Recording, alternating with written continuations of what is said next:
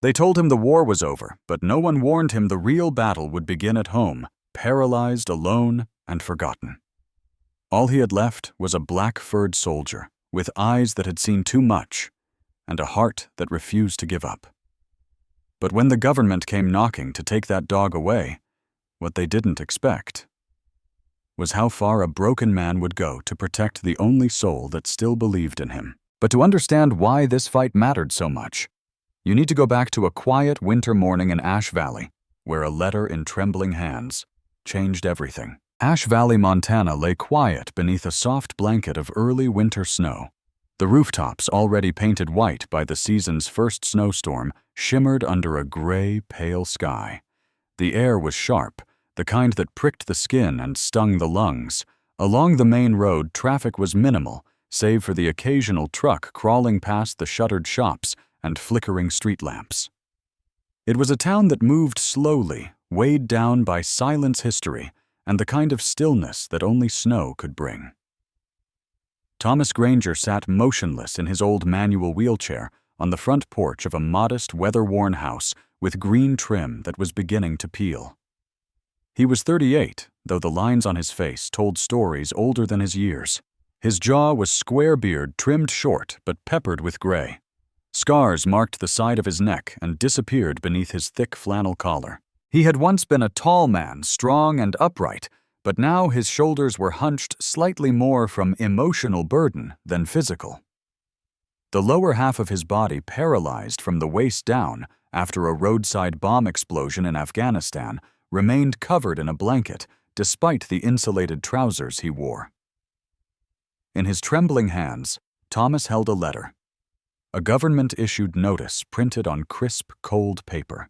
The bolded words were clear: Major. His service dog was to be reclaimed by the military and reassigned. As he read it again, his grip tightened, crumpling the edge. He looked down at the dog beside him. Major, a black Labrador retriever with a silver muzzle and intelligent amber eyes, lay with his head resting on Thomas's boot. The dog was nearly 9 years old, his coat still sleek but flecked with age. A faint scar traced over his right shoulder, barely visible beneath the fur, a memento from a mission gone wrong. Major had once served in a unit for trauma recovery trained to detect panic nightmares and changes in heart rate. Now, he was Thomas's shadow protector, and more than anything else, his only family. "They can't take you," Thomas murmured, his voice rough with suppressed emotion. He reached down, running his fingers over Major's ears. The dog looked up, his gaze steady, calm, and present, just as it had been on the day he'd pulled Thomas from the edge of a panic attack during a thunderstorm last spring. Major didn't need to speak to be understood. At the opposite end of Ash Valley, the morning routine at Carson's Diner buzzed softly under the hiss of a coffee machine and the low hum of classic rock. Claire Dawson, a woman in her early 30s with thick chestnut hair pulled into a ponytail, was hunched over a legal pad scribbling notes while absent-mindedly stirring her tea. She had a lean frame, stood at medium height, and moved with the brisk confidence of someone used to keeping pace in the big city. Her hazel eyes, sharp and observant, flicked across headlines on her phone. Claire had relocated from Seattle just 2 months prior, chasing not a job, but a need to start over after a high-profile case had collapsed under political pressure. The fallout had left her disillusioned and exhausted. She needed silence, space, and Ash Valley, with its quiet rhythm and aching charm, seemed like the place where broken pieces might learn how to fit again. A voice broke her concentration. Sarah McKinley, the diner's owner and lifelong resident of Ash Valley, had paused beside Claire's booth. Sarah was in her late 50s, short and round, with silver-streaked auburn hair tied in a bun. Her apron bore the marks of a busy morning. "You hear about Thomas Granger?" she asked, her voice soft but edged with concern. Claire looked up. "No, who's that tall veteran?" "Lives off Evergreen Road. Uses a wheelchair since the war. Quiet type. Keeps to himself." Claire nodded politely, but Sarah continued. "Government's trying to take his dog. Can you believe that black lab saved that man more times than I can count? He don't say it, but you can see it in his eyes. Losing that dog might just break him." Claire set her pen down. They're taking his service dog, why? Some nonsense about reassignment, Sarah muttered, shaking her head. I'm telling you it ain't right. That dog is the only thing keeping that man standing. Well, sitting. But you get what I mean. Claire did, and something stirred inside her. An old instinct, the part of her that used to fight battles with her words, and wouldn't let injustice settle. She stood.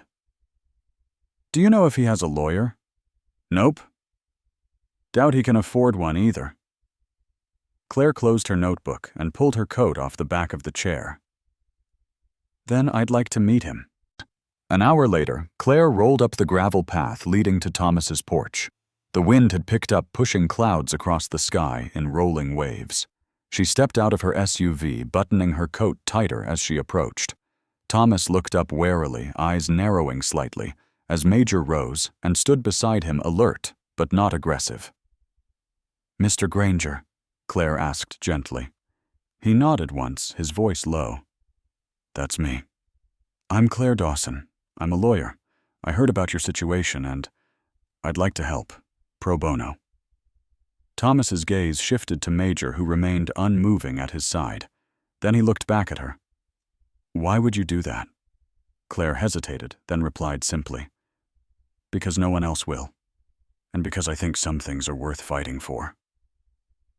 He didn't speak for a long moment, but then something in his shoulders eased just slightly. You'd better come in then. Major stepped aside to let her pass.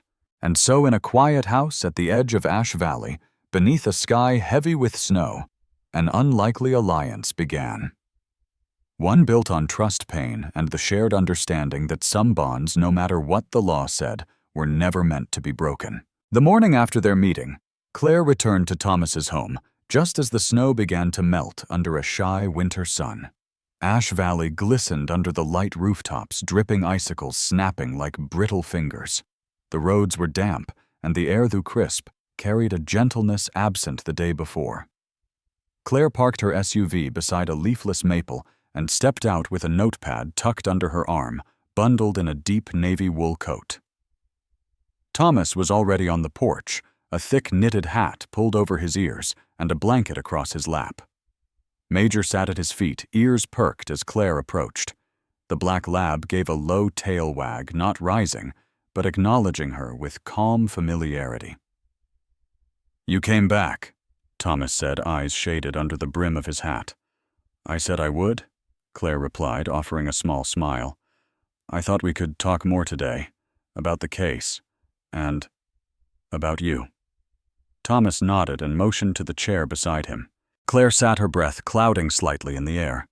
There was silence for a while, not uncomfortable. Just the kind that grows between two people learning how to trust. You want to know why that dog matters so much?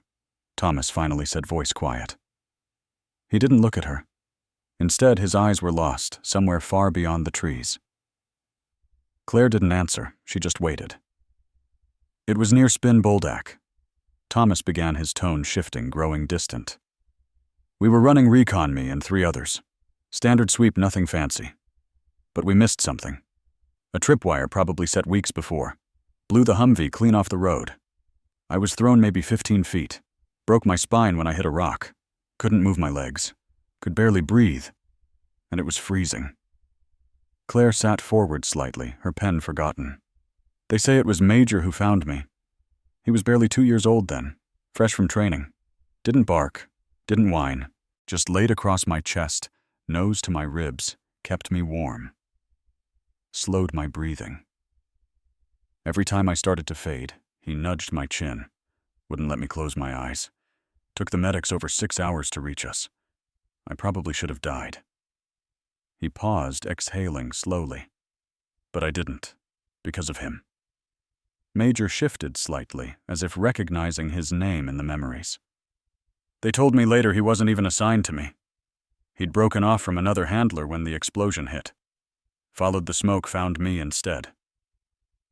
Dogs aren't supposed to do that, you know. Disobey orders. But he did, Claire whispered. Thomas nodded. He did. They sat in silence again, save for the creak of old wood and the distant calls of winter crows. "I understand now," Claire said finally. "Why you never went to therapy." Thomas's lips twitched in a dry smile. "Didn't need a shrink. I had Major. He was the only one who didn't ask me what I remembered. He just stayed. That was enough." Claire looked down at the dog. Major's amber eyes were half-lidded, relaxed, but still tracking her. "And what about you?" Thomas asked suddenly. "Why'd a big city lawyer come all the way out to Ash Valley to help some broken vet with a dog?" Claire took a moment. Then she reached into her coat pocket and pulled out a small photograph. It was folded and faded, the edges curled. She handed it to him. "That's my father, Captain Raymond Dawson. Missing in action 1999, Bosnia. We never found out what really happened." Thomas looked at the photo. The man was tall in fatigues, smiling. The kind of smile that soldiers wear when they're trying to ease everyone else's worry. "You never got closure?" he asked. "No," Claire said softly. "And for a long time I blamed him for leaving, for going in the first place. I swore I'd never fall for uniforms or war stories. Then I met you, and him." She glanced at Major. "I'm not trying to fix anything, but maybe I'm trying to understand what he might have felt." Thomas handed the photo back. His hands were steady now. "Understanding is enough," Claire nodded. "Then we fight this together." Thomas looked at her with a mixture of disbelief and gratitude. "You really think we can win?" Claire's smile returned.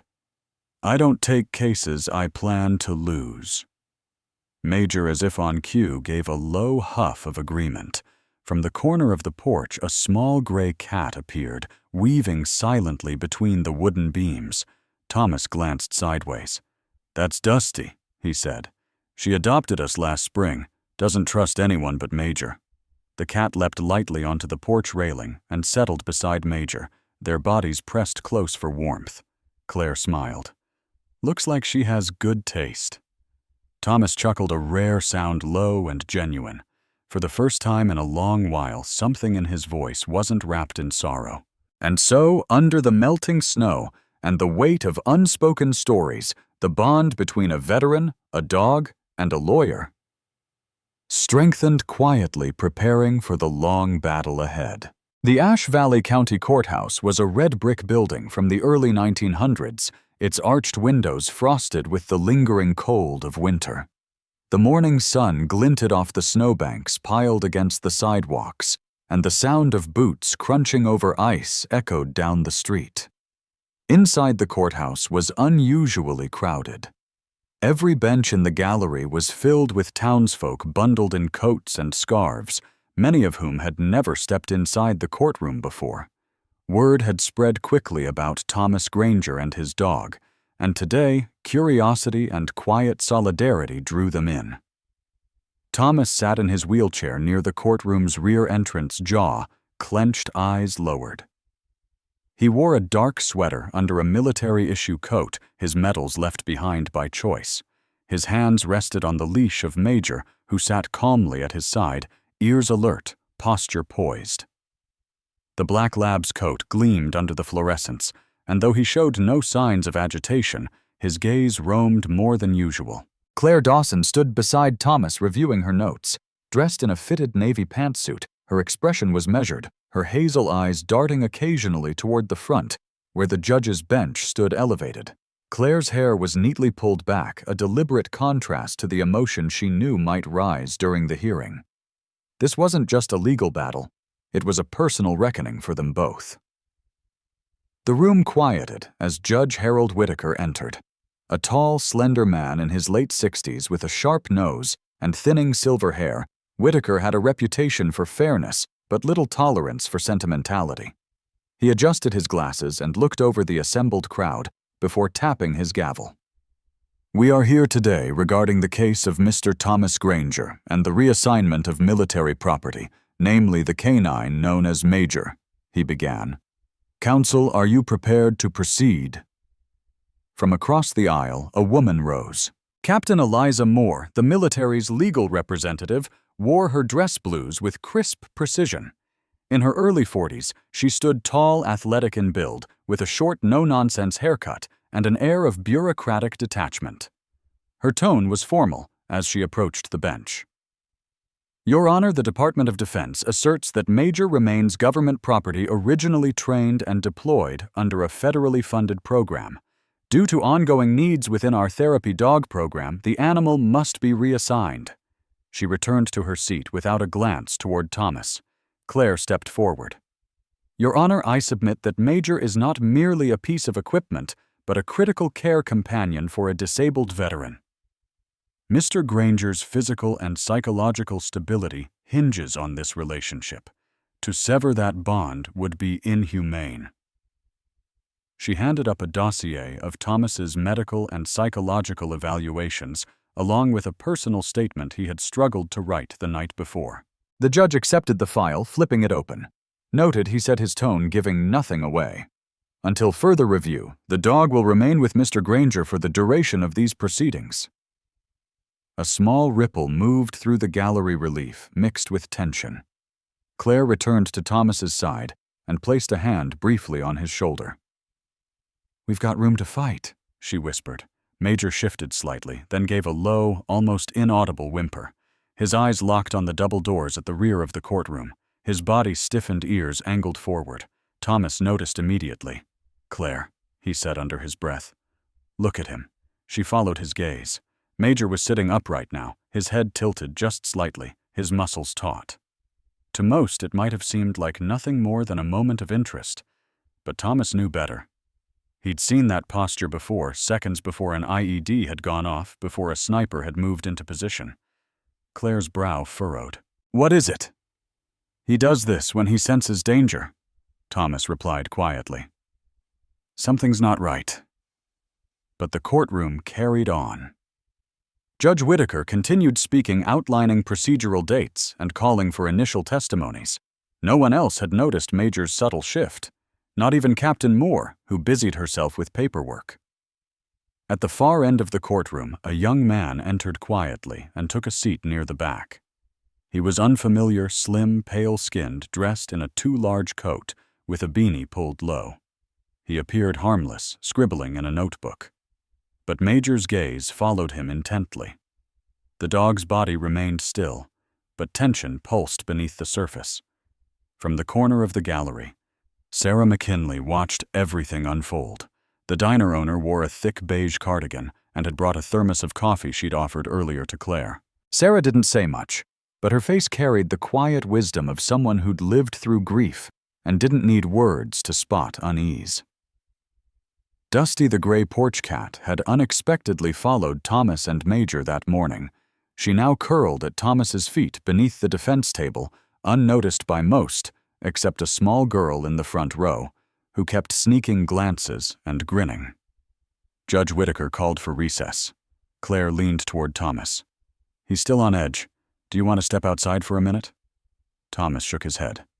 No, if he's watching that guy in the back, then I'm staying right here. I trust him. Claire glanced at the man again. He was now slouched, seemingly disinterested. Still a thread of unease tugged at her gut. As the gallery began to empty for recess, Major slowly relaxed his body, settling. But his eyes never left the door. The night air in Ash Valley was colder than usual, sharp with frost that clung to car roofs and the bare branches that lined the courthouse parking lot. Claire Dawson had stayed late at her office above Miller's Books, a cozy corner room with a worn leather chair and stacks of old legal tomes. She had just locked the door and stepped outside when she noticed a figure standing across the street near the side entrance of the courthouse. The man wasn't moving, just standing still, partially concealed beneath the shadow of the courthouse awning. He wore a long brown coat that looked too thick for movement, his hands shoved deep into the pockets. No badge, no uniform, but something about his posture set Claire on edge. She paused at the base of the stairs, her breath fogging in the air.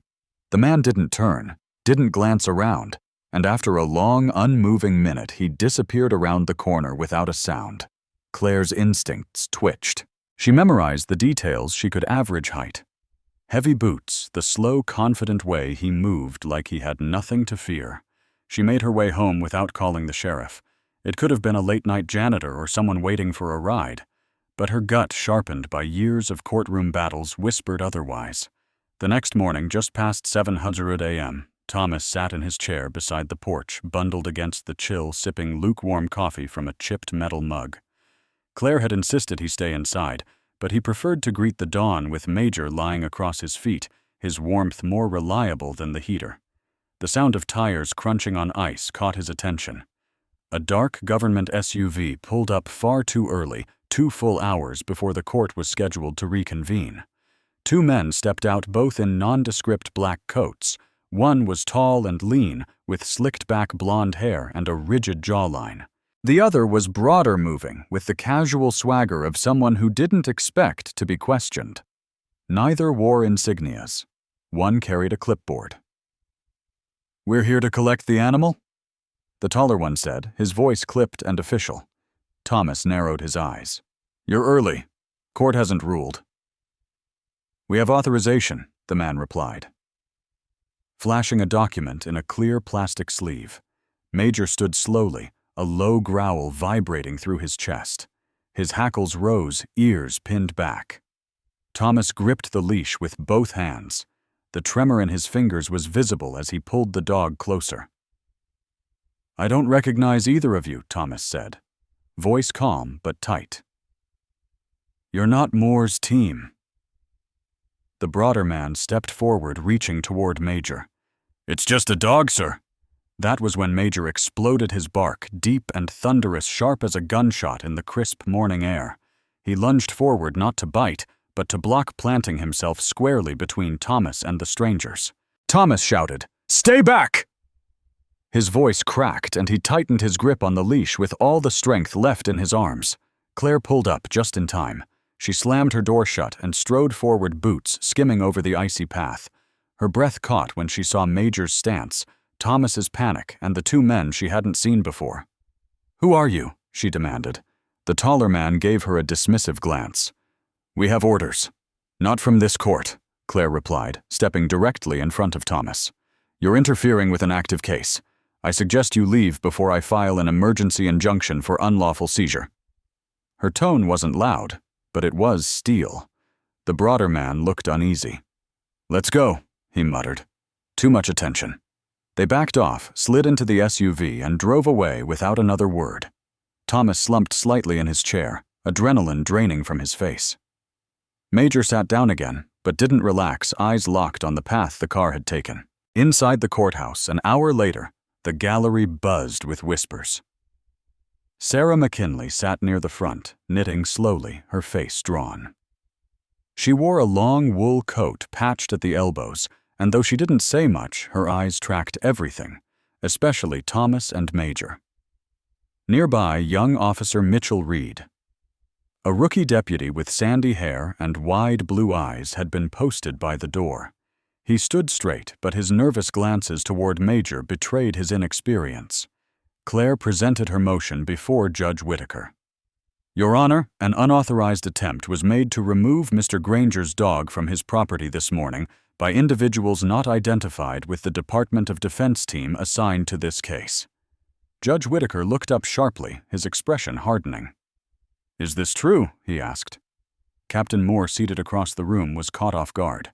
She adjusted her papers and stood. "I have no knowledge of such an attempt. It did not come from my office," Claire added. "My client and I were present. The individuals provided no verifiable identification and retreated when challenged." There was a tense silence. The judge removed his glasses slowly and looked at Moore, then at Claire, then finally at Thomas. For the remainder of these proceedings, he said, voice heavy, "Major will remain in the jurisdiction of this court. Any attempt to remove him without signed judicial order will be considered contempt." He tapped the gavel once. The courtroom murmured. Claire exhaled softly. Thomas didn't speak, but his hand drifted to Major's head fingers, brushing the soft black fur. As the day's hearing resumed, Major remained vigilant. He didn't bark again, But he stayed alert, eyes flicking to the doors at every creak of wood. Dusty the gray cat had once again slipped inside unnoticed and now curled under the defense bench, keeping close to Major, as if drawn by something only animals could sense. From the back of the room, the same young man from the day before sat scribbling in his notebook. He never looked up. The late afternoon sun dipped low behind the courthouse, casting long shadows that stretched like silent sentinels across Ash Valley's frozen sidewalks. Thomas and Claire sat in the defense conference room, a modest space with cream-colored walls and a single flickering fluorescent light. The tension in the air had settled into a cold weight. Major lay near Thomas's chair, still and silent, but not asleep, his ears occasionally twitching at the faint sounds drifting through the corridor. Claire stood by the window, flipping through a printed packet of surveillance logs she had requested from the courthouse maintenance team. Her brow furrowed in concentration, lips slightly parted as she scanned frame timestamps and cross-referenced access badge IDs. "They've been tampered with," she said after a moment. Thomas looked up, his eyes narrowing. "What do you mean someone's been accessing the security system remotely using credentials from a staff member who was out sick the last 2 days? Someone rerouted the camera feeds near your court wing and overrode the alert logs." Thomas's voice went low. "Someone who wanted to move without being seen." Claire nodded. "Exactly." She turned toward him, placing the packet on the table. "And there's something else. One of the officers caught a still shot of the man from outside last night. I saw his face." Thomas didn't breathe. "It's Kyle Barrett," she said. The name hit the room like a dropped stone. Thomas's hands curled loosely over the arms of his wheelchair, tensed visibly. Kyle Barrett. Once a captain in Thomas's unit, a man with keen eyes, a silver tongue, and a talent for skirting protocol. Years ago, he had been investigated for running black market routes through war zones using canine units and wounded veterans as unknowing couriers. Rumors swirled about encrypted biomaps data hidden in collars or microchips, but the charges never stuck. Kyle vanished from the military quietly. Thomas had testified against him in closed hearings, something not easily forgiven. He exhaled sharply. "He's after Major." Claire sat down across from him. "You think the microchip theory is real? I didn't not at first. But Kyle believed in it. He called it the living archive, using dogs to carry untraceable genetic keys between sites. I thought it was insane." He glanced at Major. "But Major was in the same unit. He's the last of them." A knock came at the door. Officer Mitchell Reed, the young deputy with sandy hair and a nervous expression, peeked in. "Miss Dawson." "There's someone here to see you. Says it's about the dog." Claire frowned. "Who?" He wouldn't give a name. Tall dark coat waiting by the front desk. He asked for the lawyer with the veteran's dog. Thomas's jaw clenched. "It's him." Claire rose. "I'll go." "No," Thomas said. "Take Major." Claire hesitated, then whistled softly. Major lifted his head, glanced at Thomas, then trotted silently beside Claire. At the courthouse reception desk, Kyle Barrett stood as if he belonged there. He wore a dark overcoat, perfectly fitted, and a black scarf around his neck. His face was leaner than Thomas remembered, with deep-set hazel eyes and a clean-shaven jaw. He looked every bit the respectable man, except for the smile that didn't quite reach his eyes. "You're Claire Dawson," he said smoothly. "I've been watching your case. Very impressive work." Claire kept her distance, Major standing just to her left, tail still, but shoulders alert. "And you are an interested party," he replied. "You're fighting a losing battle, you know. That dog doesn't belong to your client." Claire folded her arms. "Actually, we've established a judicial hold until the case is resolved." Kyle's eyes flicked briefly to Major. "You think this is about custody?" "That dog isn't what he seems. There's more to this than you realize." Claire didn't blink. "You're not a government agent. You're trespassing on federal property and tampering with courthouse systems. I could have you arrested right now." Kyle smiled almost sadly. You could. But I'm not here to make threats. I'm here to offer a solution, Major growled softly, his teeth barely visible. Kyle took a half step back. That's new, he murmured. He never used to growl at me. Claire's eyes hardened. He remembers. Kyle exhaled and gave a slow nod. Fair enough. But understand this, if you don't let him go willingly, the others will come. Ones who won't bother with questions or law books. There are things embedded in that dog worth millions. With that, he turned and walked out the front door into the cold. Claire returned to the conference room with Major pacing close at her heel. Thomas waited stiff and pale, the tension visible in his arms and neck. It was him, Claire confirmed. Thomas nodded slowly. Then we're running out of time. Sarah McKinley stopped by later that evening. She brought dinner in Tupperware chicken and dumplings and stood awkwardly by the doorway with her worn coat draped over her arm. She didn't say much, but looked at Major and Thomas for a long time. They're saying strange things in town, she finally muttered. Men asking about that dog. People who don't belong here. Claire met her gaze. We're aware. Thank you for telling us. Sarah nodded once, eyes steely, and turned to go. Later, as the snow began to fall again, in soft, lazy flakes, Claire typed up her findings and filed an emergency security notice with Judge Whitaker. Thomas sat by the window, staring at the darkened street, one hand resting on Major's head. They were no longer fighting a legal battle. They were being hunted. Night settled over Ash Valley in heavy silence, broken only by the wind scraping bare branches against rooftops and the occasional crackle of ice beneath car tires. Inside the courthouse, the heating vents hissed softly as lights buzzed above long, empty hallways. Claire Dawson had stayed late again. Her office was a narrow room tucked in the administrative wing, papered with court notices and maps of the building's wiring schematics she'd demanded from the maintenance supervisor earlier that week. Major lay at the door, ears perked, but still. Every so often his eyes would shift to the hallway, as if trying to measure something Claire couldn't see. Thomas was back at the house resting. He had fought her about staying behind, but his body was exhausted, and the wheelchair's left wheel had developed a wobble that made long distances punishing. Claire had promised to text every hour, and he had reluctantly agreed. The courthouse was scheduled for a final pre-ruling hearing the next day, a pivotal session. Claire was reviewing their case strategy when the lights flickered once, then again. And then all at once, the building fell into darkness. Major lifted his head immediately. A low growl rumbled from his chest. Claire stood, heart-hammering. "Stay," she whispered, pulling her phone from her coat. The signal bar blinked no service. From outside her door came a soft, mechanical hum, barely audible, but distinctly artificial. Claire's breath caught. Major was already up, his body stiffened, nose twitching toward the floor. Without hesitation, he turned and began moving down the corridor, slow but deliberate. Claire grabbed her flashlight, switched it on, and followed.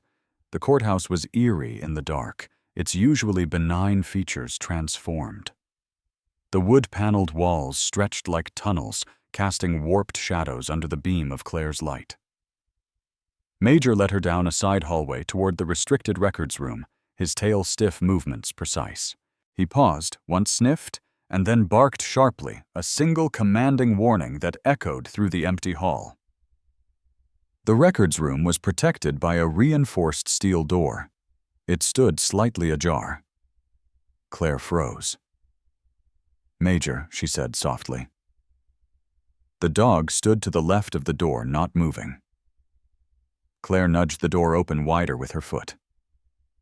Inside, rows of filing cabinets gleamed under the weak moonlight, filtering through the barred window. Nothing looked disturbed until she noticed the open electrical panel at the back wall. Wires hung from the conduit, and something metallic had been strapped near the main junction box. She stepped closer and spotted it, a compact black box the size of a paperback blinking with a soft red light, a signal emitter. She knelt quickly, examined the panel without touching it, Her years in court had taught her to recognize sabotage when she saw it. This wasn't power failure. This was intentional. Claire took a photo, then reached for her phone again. Still no signal. Major growled again, louder now, and turned his body toward the hallway. That's when Claire heard the second sound. A footstep. She snapped off the flashlight and pressed her back against the cabinet. Someone else was inside the courthouse. Major stepped forward slowly, muscles taut. Claire let him lead, flashlight ready in one hand, her other reaching for the pepper spray she kept clipped to her coat. A figure moved at the far end of the hallway. Tall, broad-shouldered, wearing a black cap and a jacket that looked military-issue. The man didn't run, he walked steadily, not toward her, but toward the exit near the judge's chambers. Claire didn't call out. She watched him slip into the stairwell and vanish. They didn't want confrontation. Not tonight. She returned to the records room and carefully removed the black device, wrapping it in an evidence envelope she always carried. Her hands trembled slightly. If that device hadn't been found in time, it could have corrupted every power-dependent file in the building. Even worse, if it was emitting signal data, it may have been searching or broadcasting. Back at the house, Thomas sat upright in the living room chair watching the clock. Dusty the gray cat lay curled in his lap, while Major paced just inside the front door once they returned. Claire relayed what happened. They wanted the files, she said, or they wanted to wipe them, and they weren't trying to hide their entry very hard. Thomas leaned forward. Claire, this isn't about evidence. Not anymore. She met his gaze. It's about what's inside, Major, he said. Kyle doesn't want him because he's a dog. He wants what was put in him, whatever biometric key, whatever encrypted location code he thinks Major carries. Claire nodded slowly. That device in the courthouse. It wasn't just a jammer, it was scanning. Looking for frequencies. Thomas swallowed hard. Then he's running out of patience. They sat in silence for a long moment. Claire looked toward Major, who now lay on the rug with his eyes wide open, alert, as though waiting for the next move in a game only he and his old handler understood. The morning of the final hearing dawned bleak and silent, as though the town itself were holding its breath. Ash Valley's streets usually echoing with the occasional crunch of boots on snow, or the low hum of pickup trucks, seemed frozen in anticipation. A thick fog clung to the courthouse like a ghost, refusing to leave, muting the colors and rendering the world in faded tones of gray. Inside, the courtroom filled slowly, solemnly. Regular attendees took their usual seats, Sarah McKinley near the aisle, her knitting left at home today. Officer Mitchell Reed stationed near the rear exit, trying his best to appear confident, and the same quiet girl from the previous hearings, seated in the back with her mother, a tired-looking woman with kind eyes and a worn canvas bag filled with snacks and crayons. Claire paced near the defense table, her heels silent against the rug-covered floor. She wore a dark blazer and her hair pulled back into a tight bun. Her eyes scanned every face that entered, pausing slightly longer on unfamiliar ones. Her phone buzzed once, an alert from the courthouse's silent alarm system, newly upgraded per her request. A thin comfort, but better than nothing. Thomas rolled in beside her, his lap covered with a navy wool blanket, his fingers tapping rhythmically against the armrests of his wheelchair. He looked pale, but his expression was calm, almost resolved. Major walked beside him, tail down, ears rotating with every footstep and cough in the room. The judge had yet to enter. A murmur ran through the gallery like static before a storm. Then the lights flickered. Just once, then again. A heartbeat later, they went out completely. Gasps rippled across the courtroom. Some people instinctively reached for phones, others for their children. Claire's hand went to her coat pocket, fingers brushing the emergency call button she had rigged with the local sheriff's office. But before she could press it, Major leapt forward with a single guttural bark. It echoed like a crack of thunder. His target, the corner row near the rear emergency exit. There, seated quietly, the little girl and her mother froze under the beam of a skylight that still filtered faint morning light through a vent in the ceiling. Claire didn't have time to shout. Major moved like a shadow, fast, deliberate, all training replaced by pure instinct. He barreled into the bench, knocking it sideways, using his body as a barrier to push the mother and child down just as boom. A concussive blast shook the building glass, shattering from the window behind the emergency exit. Screams erupted. Shards flew like shrapnel, slicing into seats and wood and the gallery wall. A chair burst into splinters, the air filled with acrid smoke and falling dust. Claire dropped to the ground, shielding her face. Thomas instinctively braced with his arms, rolling his wheelchair back behind the table. The fire alarm screeched to life, too late. Major lay sprawled across the mother, shielding her curled form. The little girl clung to his neck, crying, but unharmed. Smoke stung their eyes, but Claire could already hear a new sound: boots. Running. The courtroom doors slammed open. 3 figures stormed in, 2 masked, dressed in black, 1 unmasked and furious. "Kyle Barrett," his voice cut through the chaos. "We only want the dog. Give him to us, and this ends here." One of the masked men aimed a small black device toward the defense table, a taser modified. The other moved to block the exit. Claire stood in front of Thomas without hesitation, arms outstretched. "You won't touch him." Kyle ignored her, stepping forward, eyes locked on Major. "You think this is about a dog? That thing in his head is worth more than every person in this room." Thomas wheeled forward fast. His chair clanked against the wooden defense table. "He's not a thing," Thomas growled. "He's my partner." "Step aside," Tom Kyle said, tone mockingly familiar. "This doesn't need to get." But then a voice behind him. "Freeze!" It was Sheriff Dana Rourke. In her mid-50s, tall and broad-shouldered, she wore her silver-streaked hair in a practical ponytail. A former Marine turned law enforcer, Dana didn't hesitate. Behind her, 3 more deputies stormed in, guns drawn, shields raised. Claire had triggered the emergency beacon seconds after the blast. The standoff was brief. Kyle's eyes darted once to the side, calculating, and then dropped his weapon. His men followed, hands raised, as they were swiftly disarmed and forced to the ground. Smoke still hovered in the air dust, floating like snowflakes through sunbeams as emergency lights flickered back on. The crowd, stunned, began to rise. Some people clapped, others wept. The mother pulled her daughter to her chest, rocking back and forth.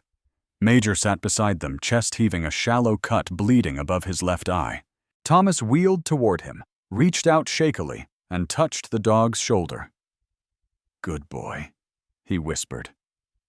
Major pressed into his side. Claire, breathless, turned to Dana. "You got here fast."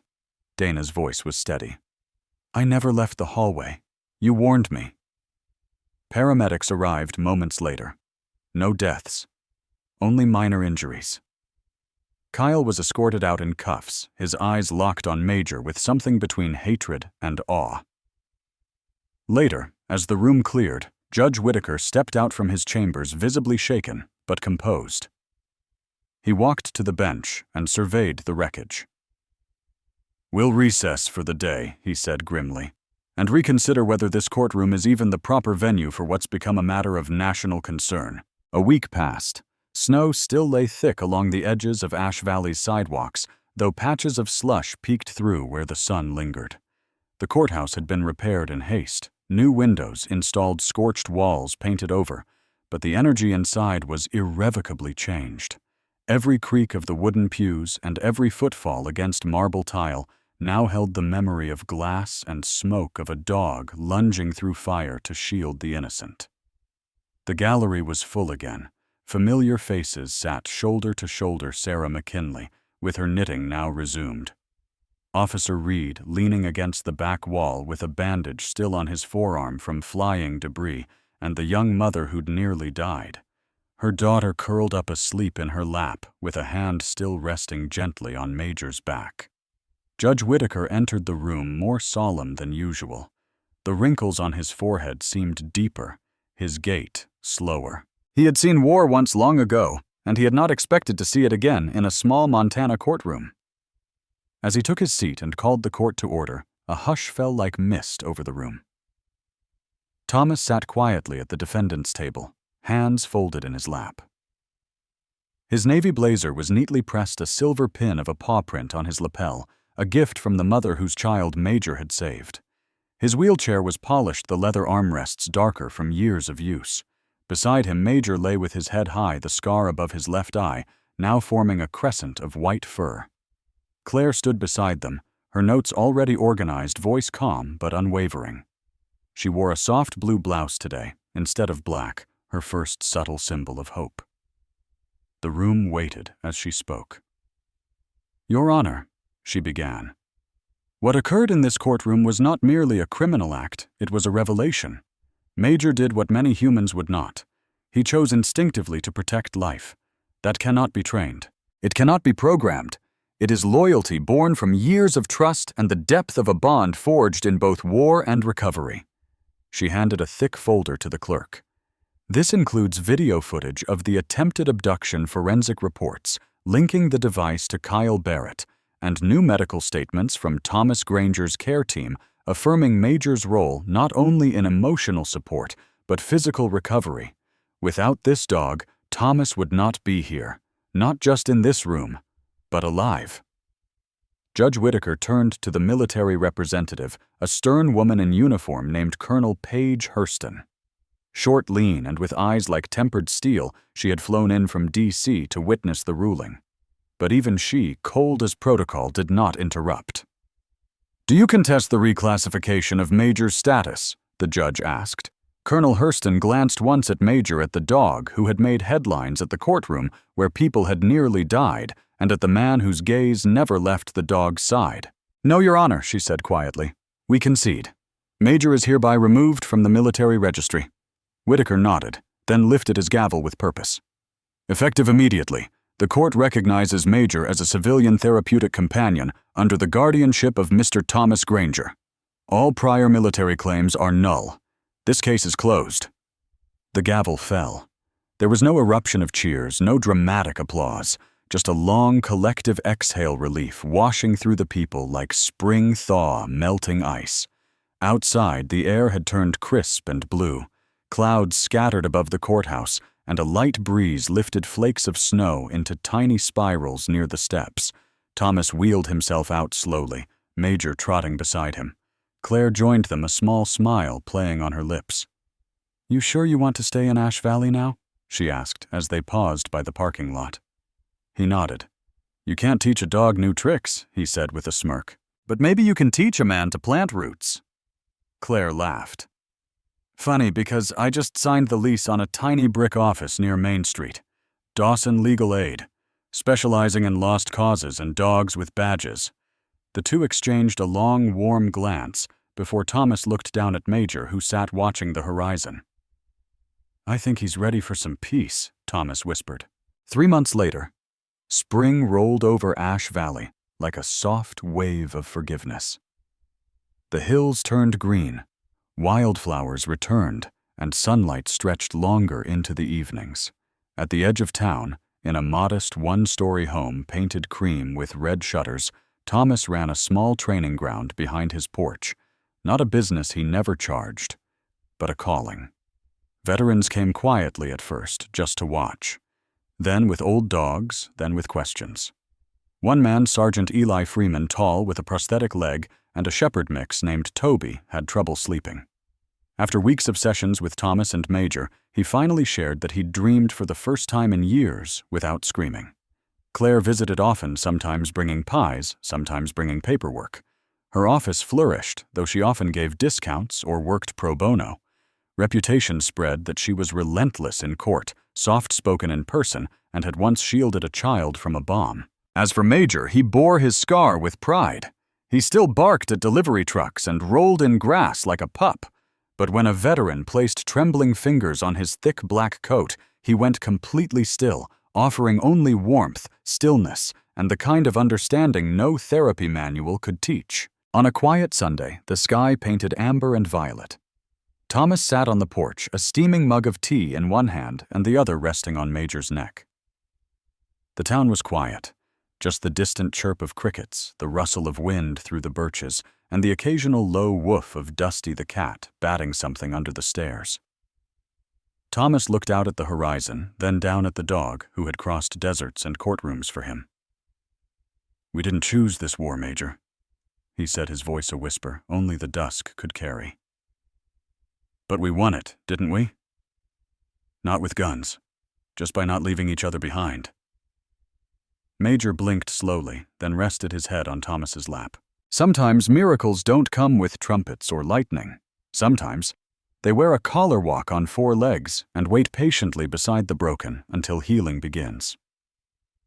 Thomas didn't pray for a miracle, he just held on. But maybe, just maybe, God sent Major not to change the world, but to keep one man from giving up on it.